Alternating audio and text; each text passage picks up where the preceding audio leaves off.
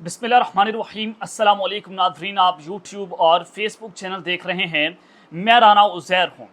नाज़रीन, हर तरफ ये बात हो रही है कि नए इलेक्शंस होने जा रहे हैं, दिसंबर में इलेक्शंस का ऐलान हो जाएगा, हवाओं का रुख तब्दील हो रहा है और लंदन मुआहिदा ख़त्म हो चुका है। इमरान खान और फौज की सुलह हो रही है, ये एक परसेप्शन भी फैला हुआ है और इमरान खान बार बार बड़े पॉजिटिव मैसेज जो हैं वो army chief general Asim Munir साहब को कन्वे भी कर रहे हैं।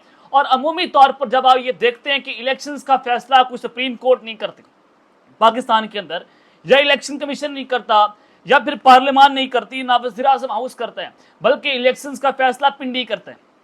ये आपको भी पता है और ये मुझे भी पता है।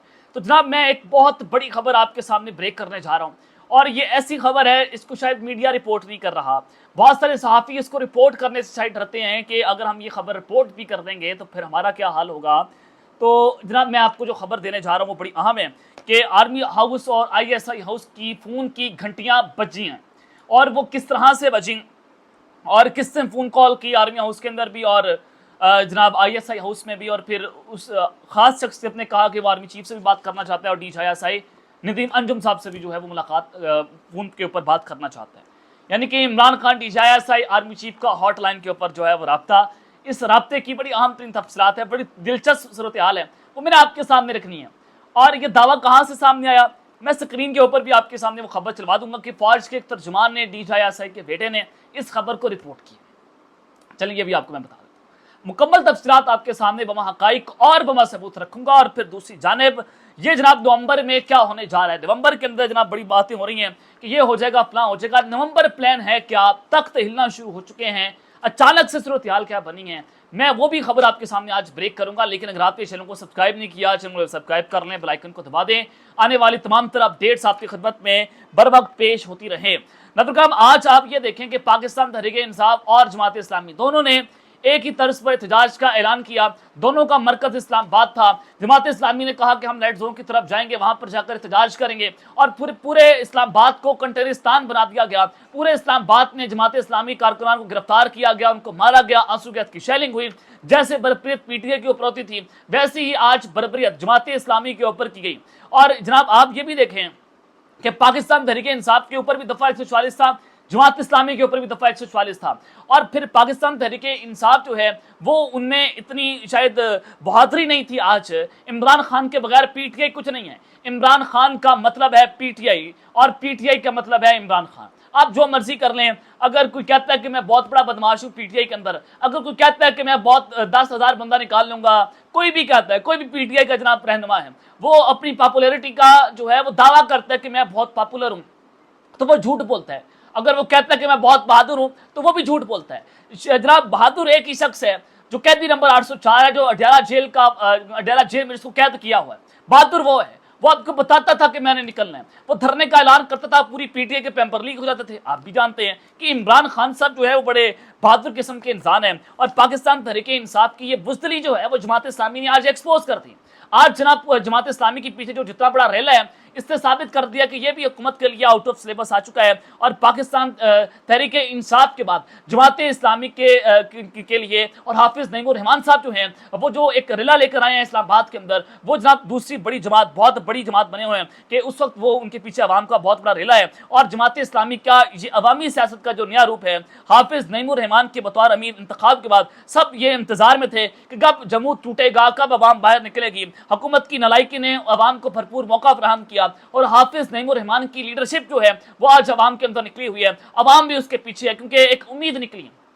आज जमूत जो है वो टूटा है। आज सुबह से जमात इस्लामी स्क्रीन के ऊपर छाई हुई है, सुबह से रिपोर्टिंग्स हो रही है, जमात इस्लामी आ गई है। और जमात इस्लामी के वो जो आज जो उनका धरना है, वहां पर एक ही नारे लग रहे हैं, हाफिज छा गया, हाफिज छा गया, हाफिज जिंदाबाद। अवामी सियासत वालों को ही आज ये वाज़ेह है कि मकबूलियत मिलेगी। जो अवाम की सियासत करेगा उसको मकबूलियत मिलेगी। इमरान खान अवाम की सियासत कर रहा है, इमरान खान इस्टेब्लिशमेंट के कंधों पर बैठ कर नहीं आ रहा। ये लोग टाउट बने हुए हैं, ये लोग जो है वो एक जनाब बाचा है जिसको हर कोई बजा के चला जाता है। तो इनकी वो सूरत हाल है हुकूमत की कि ये लोग डरे हुए हैं, ना ये इमरान खान का मुकाबला कर सकते हैं, ना ये अवाम में जाने के काबिल है। इस वक्त इनकी हालत इतनी पतली इमरान खान साहब ने कर दी है कि यहाँ तक के राणा सावला जो है, उनकी एहलिया का इंटरव्यू किया गया परवेज संधेला की जानिब से।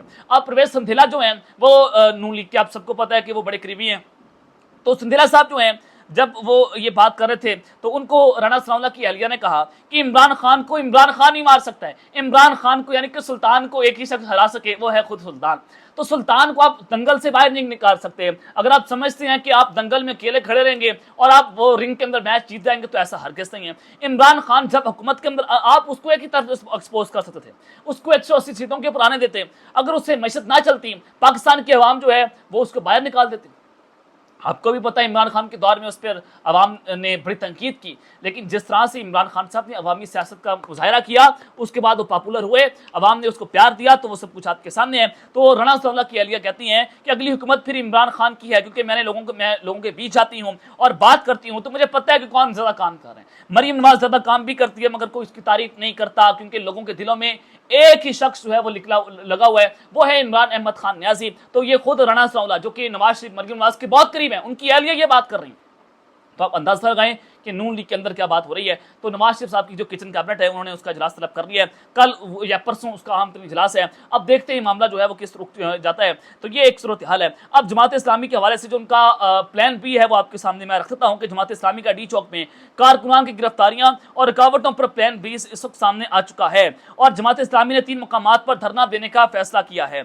और प्लान बी के तहत जमात इस्लामी 3 मकामात पर धरना देगी। मरी रोड रावलपिंडी पर धरना दिया जाएगा और अमीर रजीम की क़यादत करेंगे। डॉक्टर उसामा रजी नाइब अमीर है, सूबाई और सलीक क़यादत लीड करेगी। और 0 पॉइंट इस्लामाबाद पर भी धरना दिया जाएगा और अमीर जमात इस्लामी जो है हाफिज नईम रहमान उसकी क़यादत करेंगे। और तीसरा धरना 26 नंबर चुंगी पर होगा। तो ये एक 3 पॉइंट हैं जिस पर जो है वो पाकिस्तान तरीके जमात इस्लामी जो है उनका ये जनाब प्लान बी सामने आया कि 3 मकामात पर इस्लामाबाद के वहाँ पर ये धरना दिया जाएगा और खुलकर वो इस फस्तायत का मुकाबला कर रहे हैं। पाकिस्तान तरीके इंसाफ वाले आए रोज रुहान होते हैं कि हमारे साथ ये हो गया, वो हो गया, फला हो गया, लेकिन जनाब आप देखेंगे जमात इस्लामी भी आज मार खा रही है। उनका लीडर उनके दरमियान में है, इमरान खान साहब जो है उसका कोई मुकाबला नहीं है या वो उसके ऊपर बहादुरी एंड है। इमरान खान जैसा बहादुर आदमी कोई माइक लाल पैदा नहीं कर सकता, ये भी आपको पता है, मुझे भी पता है। लेकिन पाकिस्तान तहरीक इंसाफ की जो लीडरशिप है, जो मौजूदा लीडरशिप है, उसकी बुज़दिली आज जमात इस्लामी ने बेनकाब कर दी है, ये भी आपको तस्लीम करना होगा। तो जनाब ये सारी खबरें हैं। अब नवंबर के अंदर होने क्या जा रहे हैं, मैं आपको एक खबर देने जा रहा हूँ कि नवंबर की बात हो रही है। खान साहब ने भी कहा कि दिसंबर में इलेक्शंस हैं, हर तरफ नई इलेक्शंस की बात हो रही है, हर तरफ यही जो है वो परसेप्शन है कि इलेक्शंस हो सकते हैं, असम्बलियाँ जनाब तहलील हो जाएंगी। तो इमरान खान साहब सोच क्या रहे, पाकिस्तान तहरीक इंसाफ की एक सोच है। सोच ये है कि चीफ जस्टिस काजी फाजिल साहब जब जाएंगे 25 अक्टूबर को उनकी रिटायरमेंट है और अगर उनको एक्सटेंशन नहीं मिलती तो डेफिनेटली नई इलेक्शंस का जो है वो ऐलान हो जाएगा। मोस्ट प्रोबेबली ये बात हो रही है। और फिर राणा सनाउल्लाह ने कहा कि हमें अंदर से खबर मिली है कि जब जैसे ही जनाब काजी साहब जाएंगे दिसंबर के अंदर 8 फरवरी का जो इंतखाब है वो कलदमगिरार दे दिया जाएगा। ख्वाजा आसिफ साहब यही बात कर रहे हैं, यानी कि खबर तो उनको अंदर से ये है। अब आने वाले चीफ जस्टिस कौन है, जस्टिस मंसूर अली शाह साहब, वो आइन और कानून के खिलाड़ी हैं। अभी तक Islamabad supreme court of Pakistan में 8 फरवरी की दरख्वास्त जो है वो समाअत के लिए मुकर्रर नहीं हुई। बहुत सारी दरख्वास्तें इमरान खान साहब ने वहाँ पर दायर की हुई हैं, धांधली के हवाले से अभी तक उनको मुकर्रर जनाब नहीं किया गया।